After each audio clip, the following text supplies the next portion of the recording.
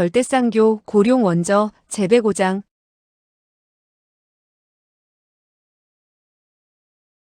빼고. 동굴 속의 혈투.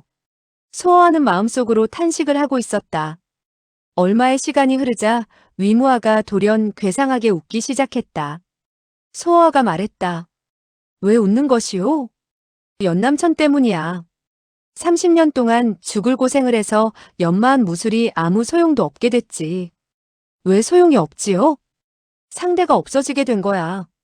이화공 공주는 나와 여기서 죽게 되니 그의 무술이 더욱 강하다 해도 쓸모가 없어졌어. 소어하는 그의 말에 찬성하지 않는다는 듯 싸늘하게 웃으며 말했다. 당신도 30년 동안 고생하여 연마한 무술이 쓸모없게 되었소. 당신은 다른 사람들에게 창피하지도 않소? 그렇지. 확실히 창피스러워. 하지만 하여튼 난 다 죽게 되었으나 연남천은 앞으로도 살아가야 돼. 고생하여 연마한 절세의 무술이 상대조차 찾아볼 수 없게 되었으니 얼마나 불쌍해. 이때 소행이 돌연 말했다. 연대엽께서는 강벼락을 죽였나요? 아직은 죽이지 않았어. 연대엽께서는 왜 그를 죽이지 않은 거예요? 그는 강벼락을 소어에게 넘겨 소어에게 직접 복수하게 하려고 하지. 그가 만약 소어를 찾지 못한다면? 위무아는 그녀의 물음에 웃음을 보였다. 그가 소어를 찾지 못한다면 강벼락은 죽지 않겠지. 그가 10년이 지나도록 소어를 찾지 못한다면 강벼락은 10년이 지나도록 죽을 염려가 없어. 소행이 말했다. 그렇다면 강벼락은 절대로 소어의 손에 죽지 않아. 연남천은 소어를 찾지 못하게 될 테니까.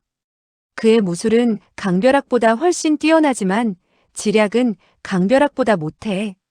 강벼락 같은 사람을 데리고 다니는 것은 마치 호랑이를 데리고 길거리를 다니는 것과 같지. 그도 언젠가는 강벼락의 손에 죽을 날이 있을 거야. 소어는 크게 노했다. 그가 당신을 살려주었는데도 당신은 그를 이렇게 상대하다니 당신도 사람이요? 위무아는 고개를 들고 웃었다. 그는 비록 나를 죽이지는 않았지만 내 부하들을 모조리 쫓아버렸고 그들에게 나의 보물을 모두 가지고 가게 했으니 나를 죽인 것이나 다름이 없지. 소어하는 그 말을 듣자 모든 일을 알 수 있을 것 같았다. 그는 당신의 제자를 쫓아냈을 뿐 아니라 당신의 보물을 다 그들에게 줘버렸군요. 위무아는 이를 물었다. 알고 보니 당신은 이제는 더 살아도 재미가 없다는 것을 느끼고 이런 방법을 생각했군요. 그러나 당신이 평소 제자들에게 잘 대했더라면 그들이 어찌 당신이 곤란에 처해 있을 때 달아났겠소? 위무아는 다시 음침하게 웃었다. 어쨌든 너희들이 나와 함께 죽게 되었으니 나는 이미 만족을 느낄 수가 있어. 돌연 이화공 공주가 그들의 대화 속으로 끼어들었다. 강소어, 이쪽으로 와라. 소어하는 그녀를 따라가고 싶지는 않았다. 그러나 생각을 거듭한 후 발걸음을 옮겼다. 그는 고개를 돌려 소행을 바라보았다. 소행은 마치 위무아의 반응을 보려는 듯 눈빛을 반짝이며 서 있었다. 그러나 그녀는 소어아를 향해 웃고는 그를 따라 나섰다. 위무아는 그 두 사람의 뒷모습을 바라보았다. 그의 두 눈에는 원한이 서려 있었다. 그는 갑자기 차를 밀었다. 차는 즉각 석벽으로 굴러들어갔다. 그리고는 석벽이 곧 닫혔다. 그 뒤 벽은 마치 하나의 거울처럼 평온해졌다. 이화공 궁주의 두 자매는 대청 한가운데에 서 있었다. 얼굴 표정은 여전히 싸늘하고 오만했다. 그러나 한편으로 보면 고독하고 가련하게도 보였다. 그녀들의 이름만 들어도 떨던 사람들조차 만약 지금 이 시각 그녀들을 본다면 동정심을 느끼게 될 듯도 싶었다. 그녀들은 그저 서 있을 뿐 앉지 않았다. 소어하는 들어오면서 그녀들을 주시했다. 난 어느 때는 정말 당신들의 다리가 보고 싶을 때가 있어. 이화공 공주는 깜짝 놀라며 분노했다. 그녀들의 창백한 얼굴이 붉어졌다. 소어하는 웃으면서 말했다. 난 당신들도 다리를 굽힐 수 있는지를 보고 싶으며 또 다리에 무릎이 있는지 없는지를 알고 싶소. 유월공주는 분노로 얼굴이 일그러지며 돌연 몸을 돌려버렸다. 마치 소호아가 한 번만 더 본다면 그를 죽일 것만 같았다. 연성공주도 눈을 감았다가 한참 후에야 눈을 뜨며 조용히 입을 열었다. 우리는 방금 이 동굴의 사방을 모두 조사했다. 이 사방의 문은 확실히 굳게 닫혀버렸어. 소호아가 말했다. 볼 필요도 없었소. 위무아의 말에 절대로 거짓이 없으리라는 것을 짐작할 수가 있었지. 우리가 하루 안으로 방법을 생각하여 빠져나가지 않는다면 비록 굶어 죽지는 않는다 해도 숨이 막혀 죽어버릴 것이다. 당신들이 방법을 생각해낼 수 있을 것 같소? 연성공주는 한동안 침묵을 지키다가 무슨 생각이 떠올랐는지 입을 열었다. 여기의 문들은 모두 천근만근의 무게이니 사람이 열 수 있는 것이 아니야. 그러나 내 생각엔 위무아가 절대로 여기서 죽지는 않을 것이라는 느낌이야. 당신은 그가 필시 최후의 통로를 남겨놓았을 것이라고 생각한단 말이죠. 그렇죠? 그렇지. 그럼 날더러 그 통로를 찾으란 말이오? 연성공주는 다시 한동안 침묵을 지키다가 서서히 말했다. 내 생각엔 내가 위무아의 입에서 알아낼 수가 있을 것이라고 생각하는데 내가 정말 그런 재주가 있을 것 같소? 그가 만약 말을 하지 않는다면 우선 그를 죽여야지. 당신들은 왜 직접 손을 쓰지 않소? 그 원인은 위무아가 이미 말했어. 이런 때에도 당신들은 그놈의 개똥 같은 규칙을 따진단 말이오? 죽어도 규칙은 변경할 수가 없지. 소호아는 탄식을 한 후 말했다. 당신들 같이 고집이 센 사람들은 한평생 보기가 드물 거요. 사실 당신들은 이제 그를 죽이려 해도 결코 죽일 수 없을 것이요. 그가 지금은 피해버렸을 테니까. 그러나 내가 손을 쓰지 않는다고 해도 내가 그를 찾아 도전한다면 그는 필시 나올 것이다. 그녀는 소행을 한번 바라보고는 다시 말했다. 그가 너를 죽도록 미워하니 기회가 있으면 그는 필시 직접 너를 죽여버릴 것이야. 그 말은 맞소. 다만 안타깝지만 나와 그가 싸우게 되면 죽는 사람이 그가 아니라는 사실이요. 연성공주가 대답했다. 너의 무술이 그보다 못한 것도 알고 있어. 그러나 내가 너에게 3시간 동안만 무술을 전수해주면 그는 너의 상대가 되지 않을 것이야. 뭐? 정말 그렇게 할 자신이 있어? 난 믿지 못하겠소. 연성공주가 담담히 말했다. 본문의 무술은 오묘하여 너희들은 상상할 수도 없어. 소호아는 돌연 입을 다물었다.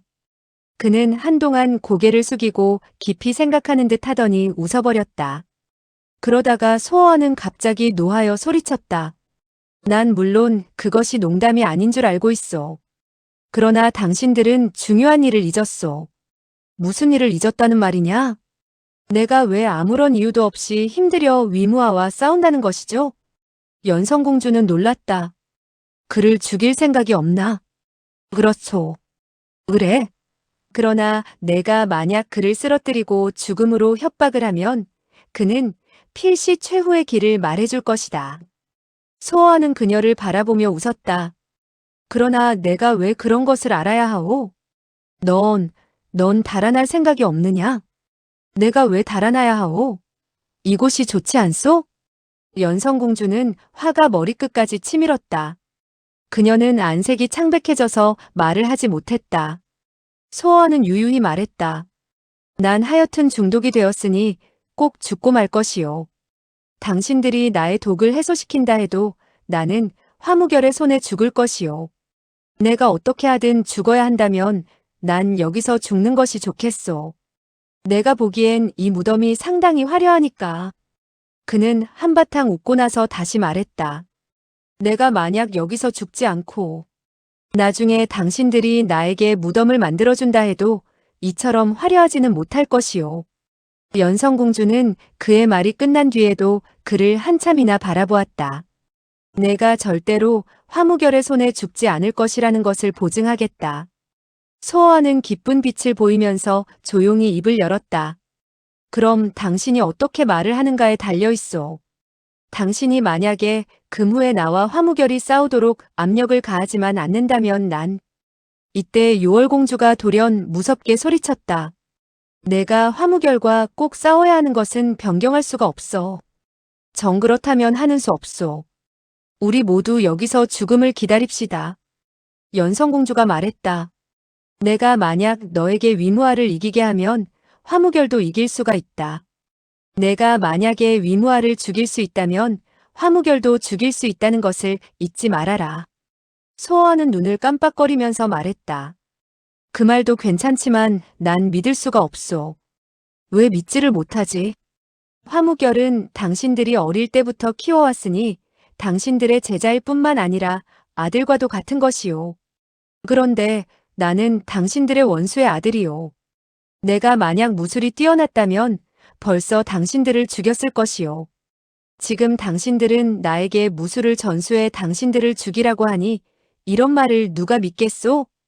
연성공주는 그녀의 언니를 바라보았다. 요월공주는 기다렸다는 듯이 천천히 입을 열었다. 그 중에는 마땅히. 소어하는 눈에서 빛을 내며 그녀의 말에 귀를 기울였다. 그러나 그녀는 말을 하다가 돌연 멈추어 버렸다. 그 중에는 마땅히 다른 원인이 있단 말이죠?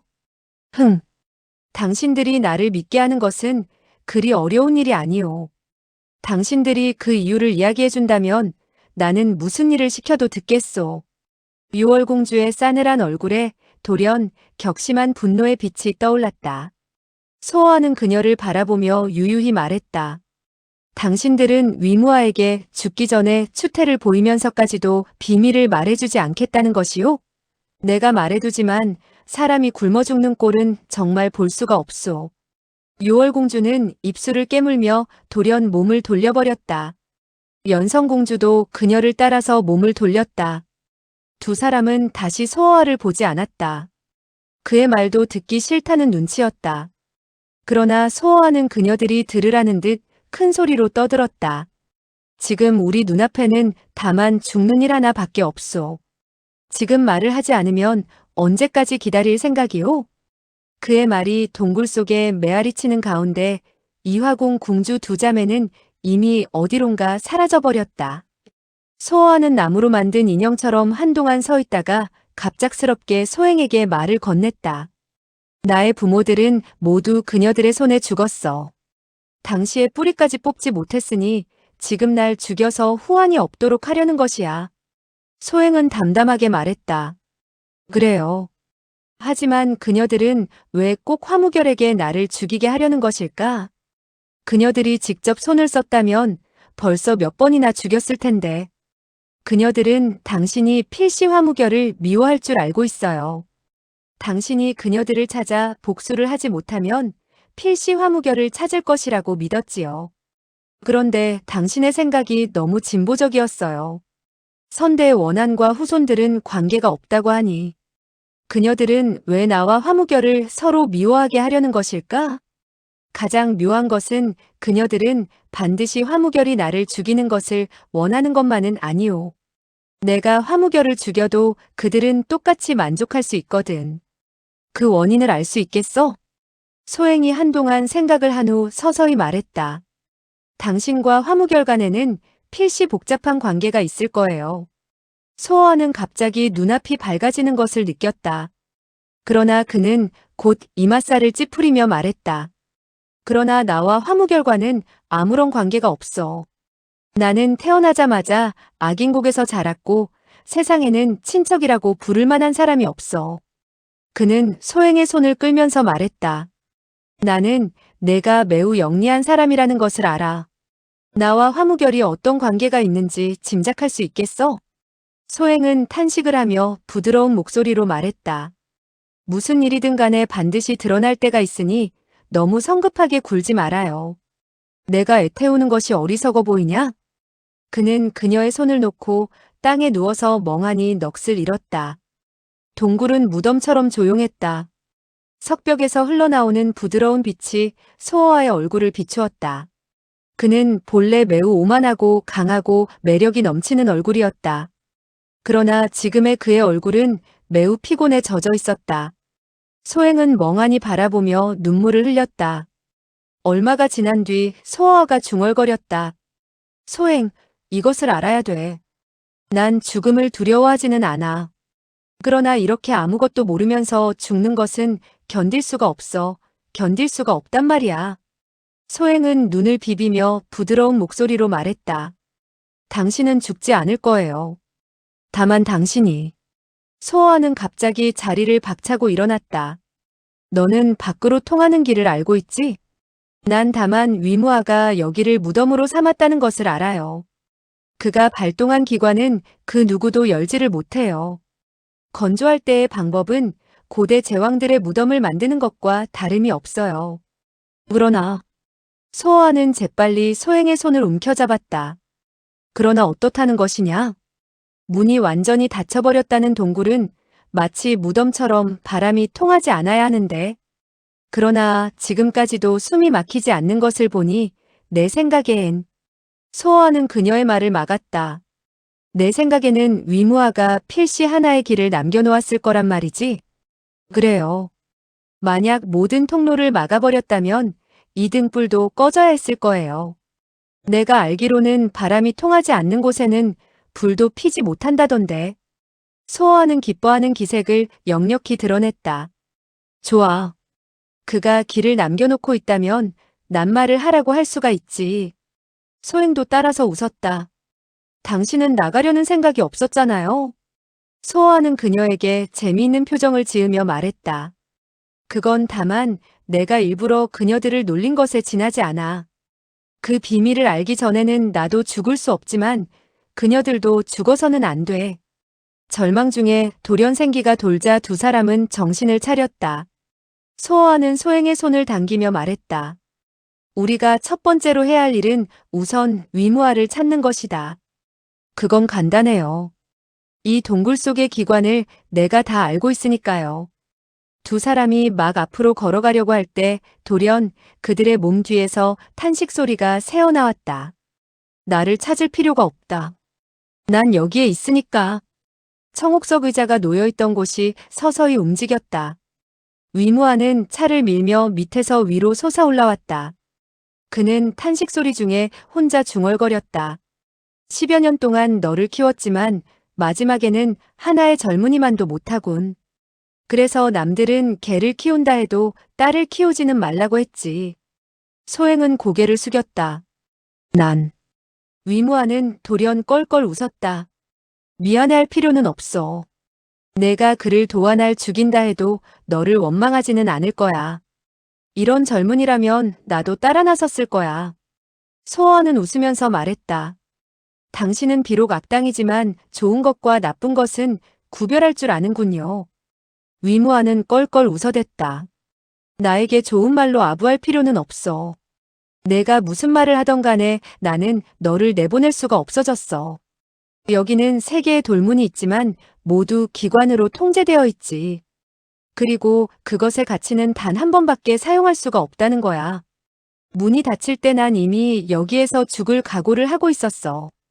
그는 소행을 바라보며 웃었다. 너는 어째서 다른 통로가 있다고 생각했지? 소행은 안색이 무거워졌다. 이때 소아가 큰 소리로 말했다. 그러나 이곳에는 공기가 통하고 있지 않소? 그렇지. 하지만 너는 문을 통해 공기가 들어오는 것으로 아느냐? 그는 손을 저으면서 계속 말을 이었다. 이토록 큰 곳에 이렇게 많은 사람들이 세계의 문에 의지하여 환풍을 했다면 벌써 질식하여 죽었을 것이다. 흐흐, 너는 비록 영리하긴 해도 알고 있는 것이 많지는 않군. 난 쥐가 아니라서 쥐구멍에서 살아보진 않았소. 그래서 쥐가 무엇으로 바람을 통하게 하는지는 모르오. 사실 그는 정말 모르는 것은 아니었다. 다만 위무아로 하여금 계속 얘기를 이끌어내서 조그만 실마리라도 찾아내려 한 것이다. 내가 계책을 생각하고 있는 것을 알 수 있어. 나로부터 이 바람이 통하는 곳을 알아내려고 하는데 말해두겠지만 그런 고민은 할 필요가 없다. 왜? 난 공기통을 만들 때 쥐들이 구멍으로 달아날까봐 걱정을 했었지. 그는 크게 웃으며 계속해서 말했다. 쥐새끼도 나가지를 못하는데 내가 나갈 수 있을 것 같으냐? 소호아는 잠시 침묵을 지키다가 돌연 물었다. 왜 공기통을 봉쇄하지 않았소? 내가 왜 공기통을 봉쇄해야만 하지? 우리가 너무 빨리 죽을까봐 걱정해서요? 위무아는 다시 껄껄 웃어댔다. 바로 그것이다. 많은 힘을 들여서 너희들을 이쪽으로 모셨는데 어찌 그냥 너희들을 죽이겠나? 천천히 죽음을 즐길 수 있도록 해야지. 그래야 너희들이 죽기 전에 추태를 부리는 것을 볼 수 있지 않겠어? 세상에 이보다 더 재미있는 일은 없을 거야. 그는 생각할수록 재미있다는 듯 허리를 펴지 못할 정도로 웃어댔다. 그러나 소호아는 나름대로 생각이 있었다. 도대체 무슨 추태를 보인다는 것이오? 위무아는 눈에서 빛을 내며 대답했다. 이화궁 궁주 두 자매는 절대로 함부로 앉지 않을 것이다. 어떤 곳도 그들은 더럽다고 생각하고 있으니까. 그러나 3일 안에 그들은 남자들이 잔 침대에서 자게 되겠지. 그녀들은 당장은 아무것도 먹지 않는다 해도 며칠이 지나면 쥐들을 먹을지도 모르고 어쩌면 너희들을 삶아 먹을지도 몰라. 소호아는 그 말에 크게 웃었다. 그녀들이 우리를 삼켜버렸으면 좋겠소. 우리는 그녀들의 뱃속에서 죽고 싶소. 그는 겉으로는 비록 웃고 있었지만 속으로는 점점 소름이 끼쳐오고 있었다. 그는 위무아의 말이 전혀 근거 없는 말은 아니라고 생각했다. 아무리 선량한 사람이라도 미치도록 배가 고프면 잔인해지고 마는 것이라 생각했다. 그땐 사람과 맹수를 구별하기가 어렵다. 위무아는 웃으면서 다시 말했다. 그리고 너희 네 사람은 모두 처녀 총각이니 인생의 맛을 보지 못했을 거야. 죽어갈 때에는 돌연 그대로 죽어가는 것이 억울해서 그 일의 맛이 어떤지 시험해보게 될 것이다. 그의 눈은 음탕한 빛으로 가득 찼다. 머릿속은 이미 그때의 광경을 생각하는지 미친 듯이 웃었다. 그때가 되면 너는 보배가 될 것이야. 소행은 얼굴을 붉히며 땀을 계속 흘렸다. 소호아가 싸늘하게 말했다. 당신은 왜 그런 것을 시험해보지 않소? 위무아는 돌연 웃음소리를 멈추고 온몸을 떨었다. 소호아는 그의 굳은 양다리를 보며 다시 물었다. 알고 보니 당신은 애당초 틀렸군요. 그래서 이런 미친 사람이 되어버렸군요. 난 처음에는 당신이 매우 미웠소. 그러나 지금은 불쌍하여 동정하고 싶소. 위무아는 괴상한 고함을 지르며 소호아 쪽으로 몸을 날렸다. 그는 온몸을 한 덩어리처럼 공중으로 튕기면서 소호아에게 부딪혀왔다. 소호아가 슬쩍 피해버리는 순간 그의 양손이 돌연 번개같이 소호아의 목과 양눈을 향했다. 또한 위무아의 손에서 갑작스럽게 10개의 갈퀴가 솟아나와 소호아의 팔을 향했다. 그의 손가락에는 사촌 정도나 되는 길이의 손톱이 길러져 있었다. 불빛 아래서 10개의 손톱이 빛을 내었다. 독이 있는 손톱이었다. 조금이라도 긁히면 목숨을 건질 수가 없는 것이다. 그가 달려오는 자세에는 3가지의 변화가 숨겨져 있었다. 매 변화마다 뜻밖이었고 수법의 기이함도 천하무쌍이라 할 수 있었다. 소행은 비명을 질렀다. 소호아는 땅을 구르며 삼장 밖으로 나아갔다. 비록 전통의 수법은 아니었지만 소호아가 급하게 창안한 것이었다. 소호아의 가장 무서운 점은 바로 임기응변에 능통한 것이었다. 위무아는 진기가 사라지는 것을 느꼈다. 그의 무술이 아무리 고강하다 해도 나는 새처럼 공중에서 몸을 돌릴 수는 없는 것이다. 그가 땅에 떨어지자 소호아가 기선을 잡았다. 소호아는 그의 양다리가 폐인과 다름없다는 것을 알고 있었다. 그러나 위무아는 땅에 닿자마자 몸을 솟구치며 다시 의자에 앉았다. 소호아가 달려가려고 했을 때는 이미 의자는 그를 중심으로 하여 주위를 돌고 있었다. 순간 소호아는 전우좌우가 모두 위무아의 그림자같이 느껴졌다. 그 수법은 천하의 이름을 떨쳤던 팔계유신장보다 더욱 무섭다고 할 수 있었다. 그 차는 매우 교묘하게 만들어져 있었고 위무아는 그 위에 앉아 마치 그 차의 일부분이냥 되어버렸다. 그는 그 차를 자유로이 조종할 수 있었던 것이다. 팔계유신장의 가장 묘한 것은 발걸음의 이동에 있었다. 그 걸음걸이에서 많은 화신이 나타나 상대방을 포위하는 수법이었다. 그러나 사람의 발걸음이 아무리 교묘하다 해도 바퀴보다 더 빨리 돌 수는 없는 일이다. 소어는 눈알이 도는 것을 느끼며 위무아가 손을 쓰지 않아도 쓰러질 것만 같은 느낌을 받았다. 위무아의 미친 듯한 웃음소리가 사방에서 들려왔다. 그 웃음소리는 사람을 소름 끼치게 했고 그가 어느 방향에서 손을 쓰는지조차 알 수 없게 만들었다. 소어는 길게 소리를 지르면서 하늘로 치솟았다. 그 수법은 바로 곤륜파의 진산절기인 비룡대팔식이었다. 소어는 그 무술의 절정 고수보다는 못할지 몰랐다. 그러나 그는 그 수법에 기묘한 변화를 가했기 때문에 오히려 정석보다도 더욱 두려운 위력을 지니고 있었다. 천하의 비룡대팔식만이 위무아의 수법을 파할 수가 있었다. 그것 외에는 무당 소림의 장문대사도 위무아에게 죽고 말 것이었다. 그러나 그의 몸이 공중을 날고 있을 때 위무아가 앞으로 달려오더니 10개의 빛나는 손가락으로 그의 목을 향해 뻗어왔다. 그 사람은 마치 소어의 그림자가 된 것만 같았다. 소어는 즉시 소림의 청근추를 사용했다. 몸을 위로 치솟았다가 다시 내리는 것은 결코 쉬운 일이 아니었다. 그러나 소어는 순식간에 다시 아래로 내려오게 되었다.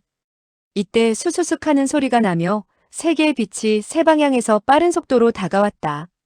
위무아는 분명히 위에 있는데 암기를 누가 사용했을까? 알고 보니 위무아의 몸은 비록 차를 떠나 있었지만 그 차는 여전히 움직이고 있었던 것이다. 이 세 개의 암기는 차에서 발사된 것이었다. 만약 다른 중원무림 어느 파의 고수였다 하더라도 필시 이 세 개의 암기에는 죽고 말았을 것이다. 그러나 소어는 묘한 사람이었다. 그는 몸을 돌연 비틀면서 그것을 피해냈다. 세 개의 빛이 모두 그의 옷을 스쳐 지나갔다. 소어는 지하동굴에서 얻은 무림비급에서 각파 고수들의 심혈을 기울인 무공을 습득했다. 그 책에는 모든 무술이 포함되어 있었다. 다만 안타까운 것은 위무아의 수법이 더욱 기이하여 상상하기도 어렵다는 점이었다. 그가 앉았던 의자도 아주 무서운 상대로 변하고 말지 않았는가. 위무아의 괴이한 수법도 감당하기 어려웠지만 그 차에서 발사되는 암기도 막기가 어려웠다. 위무아가 차와 합해졌다 갈라졌다 하며 거세게 공격을 하자 소어는 점차 견디기가 어려움을 느꼈다. 소행은 보다 못해 큰 소리로 외쳤다. 어차피 여기서 죽을 사람을 왜 그렇게 대하는 것이죠? 위무아는 싸늘하게 대답했다. 그의 목숨을 앗아가고 싶지는 않다. 다만 그의 혀를 잘라놓고 싶다. 그에게 영원히 말을 하지 못하게 한 후 다시 그의 양다리를 부러뜨려서 그를 기어다니게 해야 해. 그 말을 들은 소어는 크게 대소했다. 내가 기어서 다닌다 해도 당신보다는 강할 것이오. 위무아는 크게 노했다. 잡종 같은 놈 넌. 그의 말이 끝나기도 전에 소어아가 가볍게 이장을 가했다. 이장은 보기에는 아무런 기묘한 것이 없었지만 어찌된 일인지 위무아는 피하지를 못했다. 그는 소어아의 수법이 어느 문파의 것인지 간파할 수가 없었다. 소어아의 수법은 위무아의 결점을 향해 날카롭게 지쳐들어갔다. 그 수법은 아무런 변화가 없는 듯 했어도 실제로는 변화무궁한 것이었다.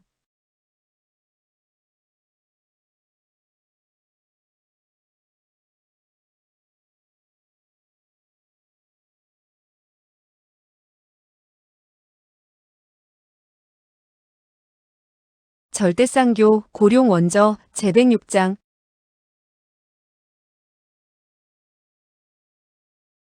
106. 위무아의 사랑.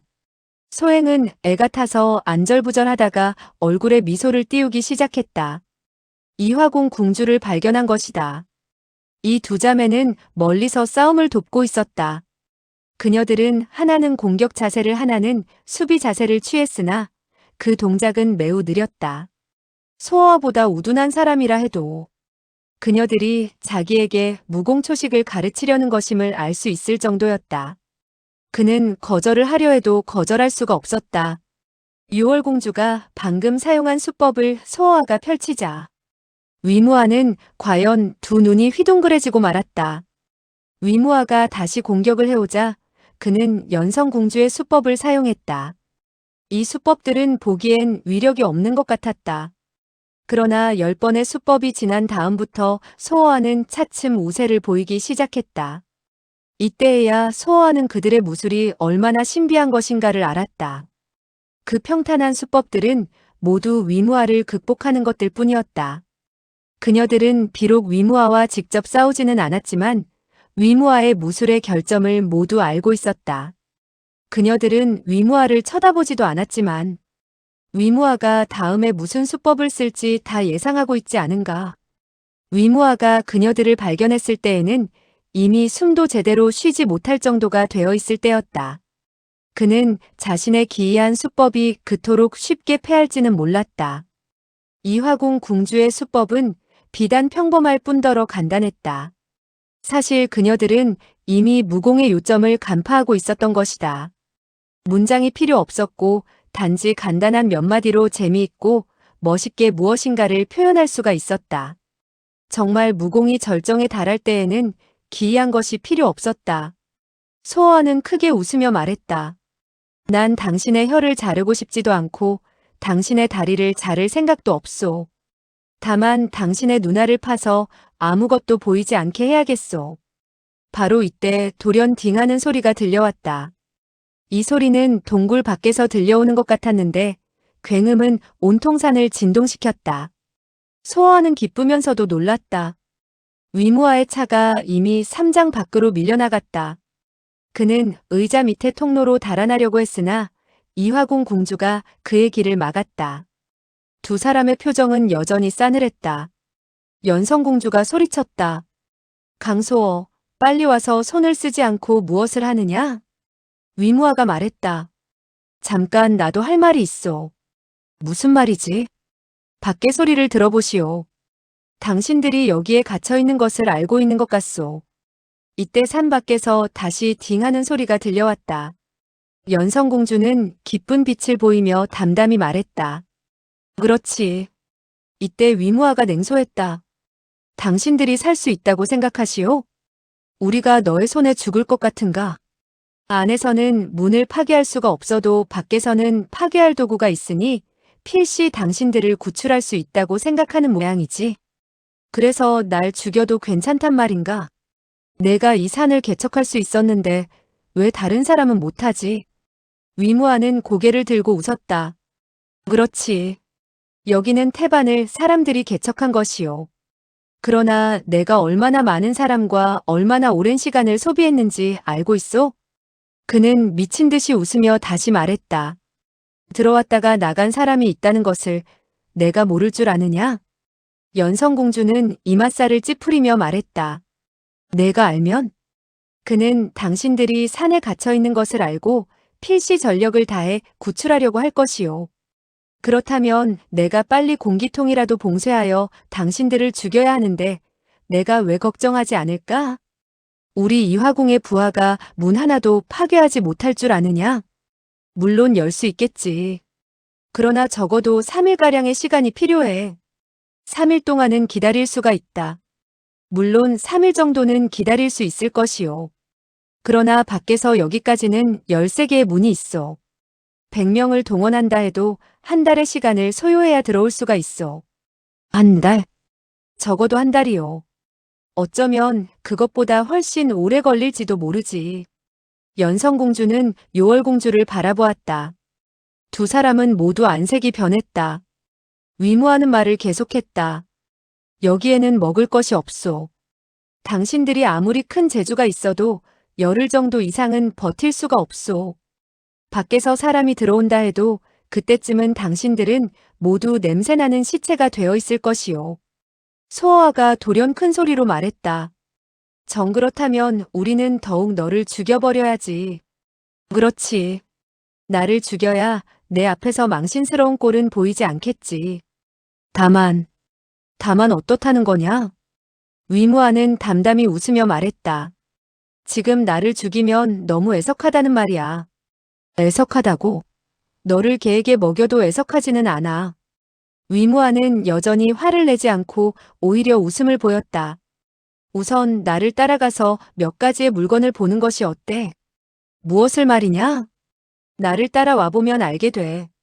소아는 이화공 궁주를 슬쩍 쳐다본 후 말했다. 좋아. 당신을 따라가 보지. 나를 어떻게 할 수는 없으니까. 그는 차를 밀며 지하도로 들어섰다. 이화공 궁주는 그림자처럼 그의 뒤를 따랐다. 소아는 소행을 향해 말했다. 동굴 요새 아래에 지하실이 있는가? 네. 지하실에 도대체 무엇이 들어있지? 나도 몰라요. 한 번도 내려가지를 못했으니까. 소아는 놀랐다. 너까지도 내려가 보지 못했단 말이냐? 그는 이 지하실을 매우 소중히 취급해서 그 자신 외에는 그 누구도 들어가지 못하게 했어요. 그의 제자 몇 사람이 언젠가 몰래 지하실에 들어갔다가 그에게 들켜서 죽음을 당했어요. 소아는 이맛살을 찌푸리며 말했다. 지하실에서 도대체 무엇을 하지? 왜 사람이 보지 못하게 할까?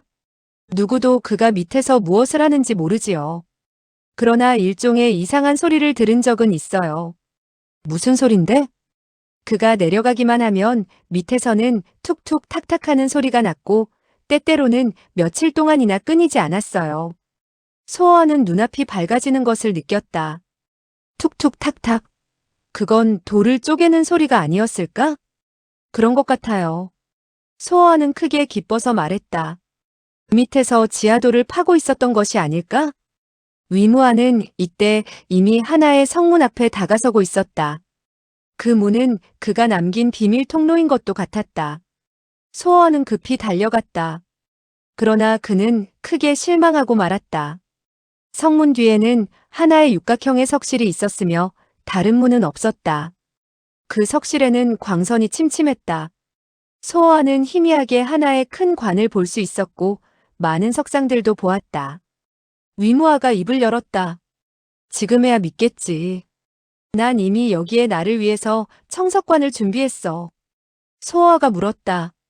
이 석상들은 무엇에 쓰는 것이오? 이건 모두 나의 걸작이니 불을 켜고 자세히 보게. 소아는 그의 웃음소리로 미루어 보아 필시 이상한 것이리라 느꼈다. 위무아는 벽에 놓여있는 불을 차례로 켰다. 그가 네 번째에 불을 붙였을 때 소아는 넋을 잃고 말았다. 그 석상들은 모두 이화공 궁주와 위무아 자신의 모습을 조각한 것이었다. 그리고 그것들은 모두 진짜 사람과 비슷했다. 세계가 일조로 나뉘어져 있었으며 그 자태는 모두 달랐다. 일조의 석상은 이화공 궁주인 두 자매가 땅에 꿇어앉아 위무아의 옷자락을 잡고 그에게 애걸을 하는 모습이었다. 두 번째 조의 석상은 위무아가 채찍으로 그녀들을 때리고 있는 모습이었다. 이화공 궁주 두 자매의 표정은 마치 살아있는 듯 했으며 그 채찍도 마치 진짜인 것 같았다. 세 번째 조에는 이화공 궁주가 땅에 누워 있었고 위무아가 그녀들의 가슴을 밟고 손에는 술잔을 들고 있는 모습이었다. 불빛 아래서 바라보니 무수한 이화공 궁주가 위무아의 학대를 받으며 매질을 당하고 소리치며 뿌리치고 있었다. 소아는 그제야 알았다. 위무아는 밑에서 조각을 하느라고 3일 동안 쉬지 않을 때도 있었던 것이다. 그는 이런 방법으로 자기의 욕구를 충족시키며 분노를 분출했던 것이다. 그러나 그 석상은 잘 새겨져 있었다. 정말 교묘했다. 흡사 살아있는 것만 같았다. 석상마다 예술작품이라 하지 않을 수 없었고 모두가 다 걸작들이었다. 소아는 그 석상들을 보면서 탄성을 울렸다. 이 미친놈이 이런 천재일 줄은 몰랐는데. 이화공 궁주는 분노에 찬 나머지 온몸을 부들부들 떨고 있었다. 그녀들은 쏜살같이 달려들어 석상을 들어 던져버렸다. 소아는 길게 한숨을 내쉬며 중얼거렸다. 애석하구나. 만약에 이 석상들을 남겨놓으면 가치가 클 텐데. 그렇게 견고해 보이던 석상들도 이화공 궁주의 손에서는 종이 조각 같았다. 무수한 세월 동안 심혈을 기울인 석상들이 순식간에 산산조각이 나버렸다. 위무아는 그것을 조용히 바라보며 움직이지도 않았다. 연성공주가 드디어 그의 앞으로 달려와 소리쳤다. 너 이 짐승아. 이번에도 너를 놓아줄 것 같으냐? 그녀는 위무아의 옷을 잡아 그를 의자에서 드러내 석벽으로 던졌다. 펑 하는 소리가 나면서 위무아는 산산조각이 나버렸다. 그러나 사람의 몸이 어찌 산산조각이 날 수 있단 말인가? 연성공주는 놀랐다. 그제야 그 위무아가 돌로 만들어졌고 다만 옷을 입혔다는 것을 알 수가 있었다.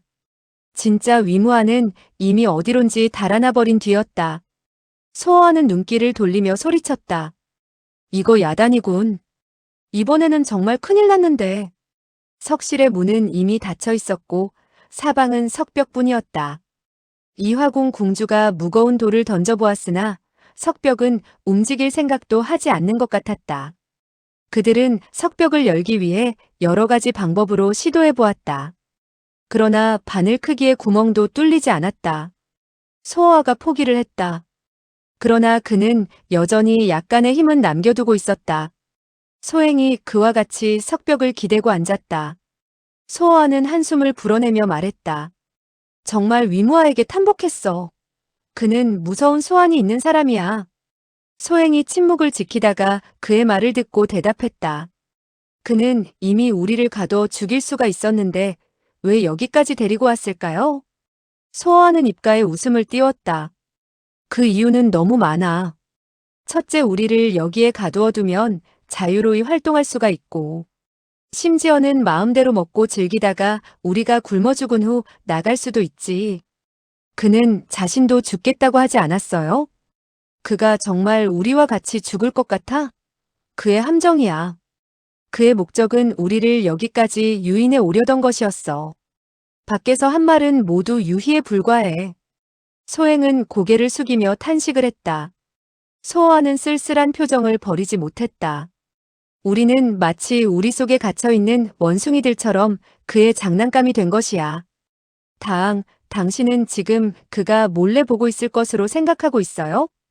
그가 우리를 여기에 가둔 것은 우리가 죽기 전에 무슨 변화가 있으며 어떤 추태를 부릴 것인가 보고 싶어서야. 소행은 아무 말도 하지 못했다. 한참 후 소어아가 돌연 웃으면서 중얼거렸다. 내가 죽기 전에 어떻게 될 것인지는 나 자신도 생각하지 못할 거야. 이건 재미있는데? 소행은 몸을 움직여 그의 몸에 기댔다. 당신은 어떻게 죽든 간에 필시 귀여울 거예요. 소어하는 손가락으로 그녀의 입술을 가볍게 누르며 말했다. 내가 어쩌면 너를 잡아먹을지도 모르는데 넌 두렵지도 않아? 소행이 부드러운 목소리로 말했다. 그럼 우리 둘이 한 사람이 되는데 무엇이 두렵겠어요? 소어하는 그녀를 잠시 바라본 후 탄식을 했다. 너는 너무 영리해. 그렇지 않다면 틀림없이 너를 좋아했을 거야. 소행이 얼굴을 붉히며 입술을 깨물었다. 내가 들은 바에 의하면 여인은 아기를 낳으면 영리하지 않게 된다고 했어요. 만약에 평상시였다면 소어하는 이런 말을 듣고 필시 웃어버렸을 것이다. 그러나 지금 그는 가슴속에 달콤하고도 짜릿한 감정이 용솟음쳐 오름을 느낄 수가 있었다. 그것은 그 자신도 어떤 느낌인지를 몰랐다.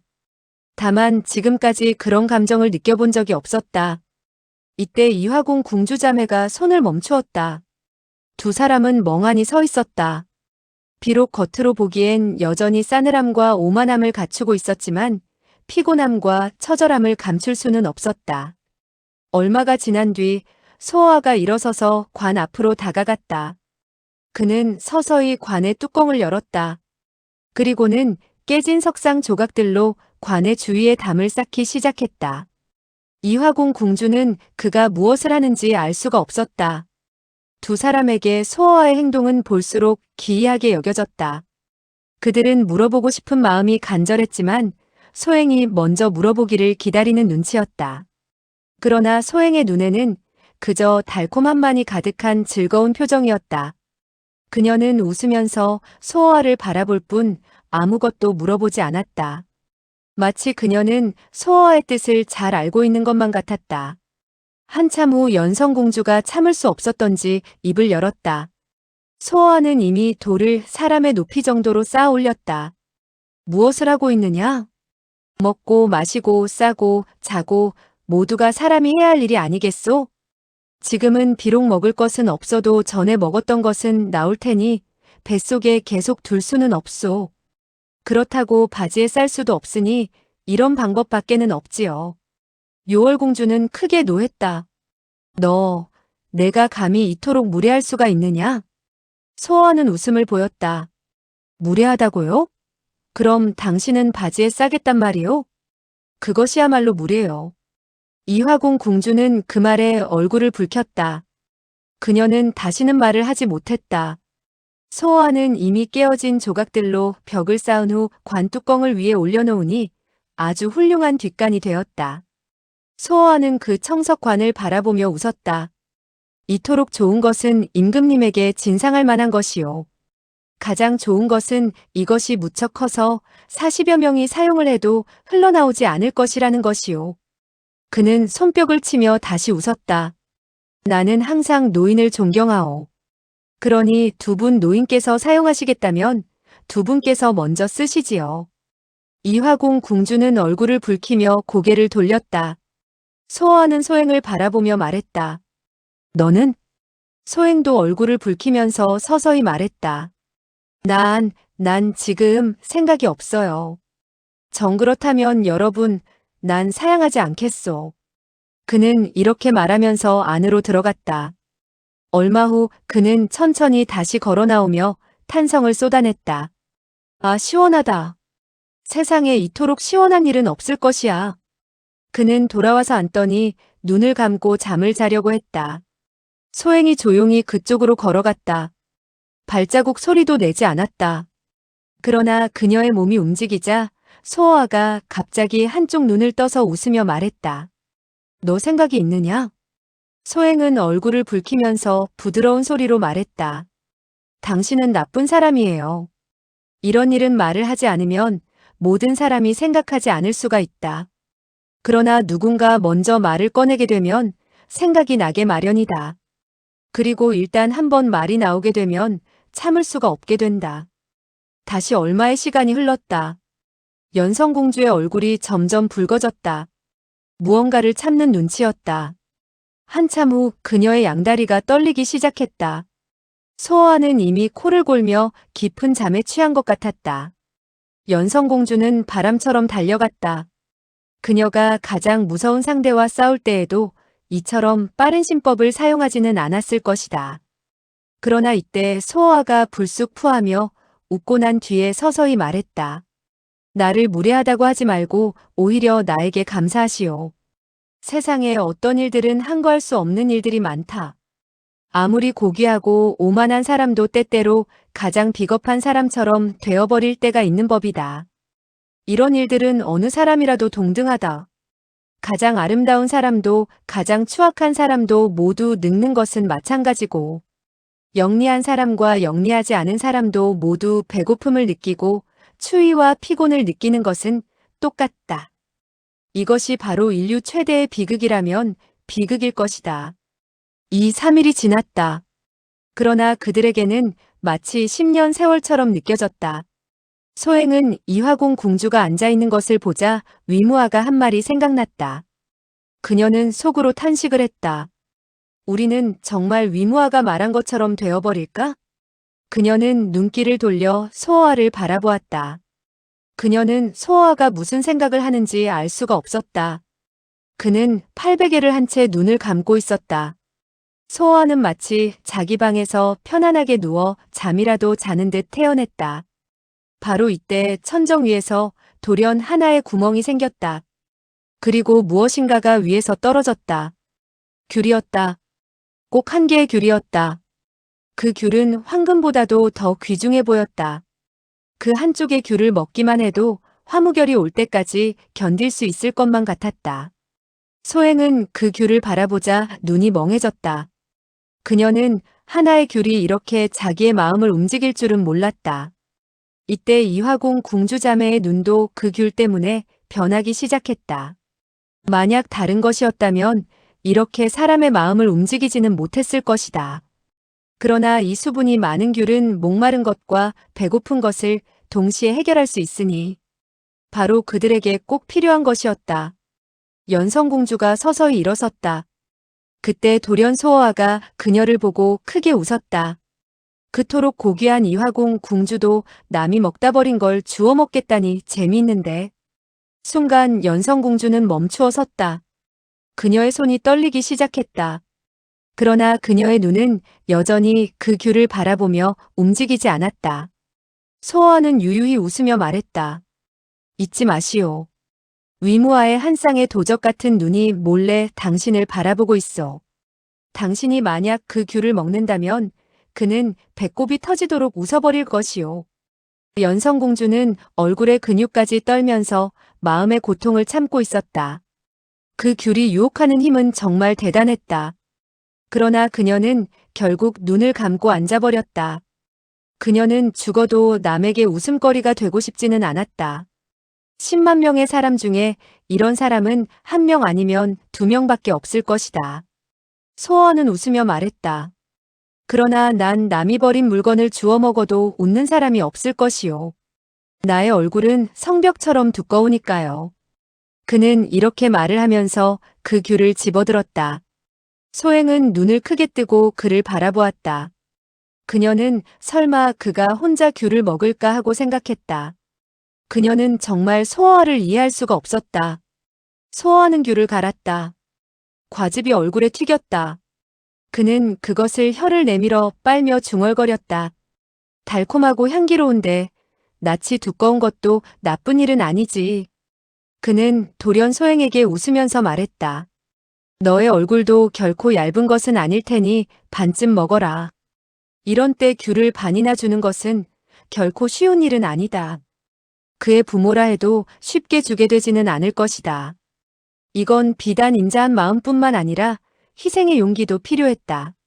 만약 다른 사람이었다면 이런 일을 할 때 필시 의리 있는 척이라도 해서 남의 존경을 받으려고 할 것이다. 그러나 소어아는 이런 일을 할 때 남을 욕하는 사람이었다. 소행이 웃으면서 부드러운 목소리로 말했다. 때때로 정말 이상하게 여겨져요. 강도의 입을 가지고 있으면서도 선량한 마음을 가진 사람도 있군요. 그러나 어떤 사람은 본래부터 강도와 좀 비슷하지. 네. 내가 알기로 어떤 사람은 속이고 강탈해서 10만 양의 은을 모은 뒤 도로 포장을 했지. 강도가 좋은 사람이 된 거야. 소행이 반쪽의 귤을 들고 웃으며 말했다. 그래도 구두쇠보다는 낫지요. 소어아는 남은 반쪽에 코를 대고 냄새를 맡더니 돌연 일어서서 이화궁 궁주 자매의 앞으로 갔다. 당신들은 나를 보지 않아도 향내는 맡을 수가 있겠지요? 이화궁 궁주는 고개를 돌리고 그를 외면하고 있었다. 소어아는 돌연 반쪽의 귤을 그들의 앞에 놓고 말했다. 이것은 당신들 것이요. 유월공주는 안색이 창백해지며 소리쳤다. 가져가라. 난 너의. 소어아는 그녀의 말을 가로막았다. 당신들은 절대로 남이 먹다 버린 것을 먹지 않는다는 것을 알고 있어. 그러나 이 반쪽의 귤은 내가 공경히 보내온 것이니 두 분은 마음 놓고 잡수십시오. 이화궁 궁주는 서로 바라보며 놀란 표정을 지었다. 얼마 후 연성공주가 먼저 입을 열었다. 내가 왜 우리들에게 이렇게 하는 것이냐? 소어아는 한참 동안 사이를 두었다가 조용히 대답했다. 다 죽어갈 때에도 자기의 신분을 지키며 망신을 당하지 않으려는 사람들에게 탄복했기 때문이요. 그는 웃으면서 계속 말을 이었다. 이건 내가 당신들을 존경해서 드리는 것이니 안 받지는 않겠죠? 소행이 그에게 미소를 보내고 있었다. 그녀는 이미 소어아가 귤의 반쪽을 그들에게 줄 것을 알고 있었다. 소어아는 웃음 띤 얼굴로 다시 걸어왔다. 마치 그는 100개의 귤을 먹다가 남은 반 개를 남에게 준 것 같은 인상이었다. 소행은 짐짓 토라진 척 말했다. 난 아직 당신이 왜 그렇게 하는지 모르겠어요. 방금 내가 말을 했잖아. 생각을 해봐. 그들이 창피를 두려워하지 않았다면 우리가 어찌 이 귤을 먹을 수가 있겠어? 소행이 나머지 반 개의 귤을 손으로 만지작거리며 말했다. 당신은 왜 귤의 반은 그들에게 주고 나머지 반은 나에게 주는 것이지요? 이 귤은 이미 내가 가져왔으니 나의 것이야. 하지만 그 반은 나와 같이 얼굴이 두꺼운 너의 것이지. 그러나 나의 반쪽은 남에게 주든 안 주든 나의 일이니 너와는 상관이 없어. 소행이 할 말을 잊고 멍하니 소어아를 바라보다가 한숨을 불어냈다. 당신은 정말 이상한 사람이며 조금도 이해할 수가 없어요. 남자가 여자에게 완전히 속을 드러내게 되면 그것이 오히려 큰일이야. 소행은 반쪽의 귤을 다시 반쪽으로 나누면서 부드러운 소리로 말했다. 당신이 반쪽의 귤을 나에게 주었으니 나의 것이 되었지요. 나는 당신에게 반을 주겠어요. 이것도 경의를 표한다고 해두지요. 난 필요 없어. 왜요? 내 것이 더 크기 때문이지. 그쪽을 줘. 소행은 웃으면서 말했다. 내가 만약 당신 같은 아이를 낳는다면 약이 올라 죽을 거예요. 그럼 지금 죽어라. 뭐라고요? 내 아들은 필시 나를 닮아야지. 만약 다른 사람을 닮았다면 내가 약 올라 죽을 거야. 소행의 얼굴은 온통 홍당무가 됐다. 그녀는 붉은 입술을 깨물며 새침하게 말했다. 당신은 정말로 나빠요. 왜 자꾸 사람을 놀리는 것이에요? 소어아는 크게 웃으며 말했다. 난 큰 나쁜 놈이지만 작은 나쁜 놈은 아직 낳지도 않았어.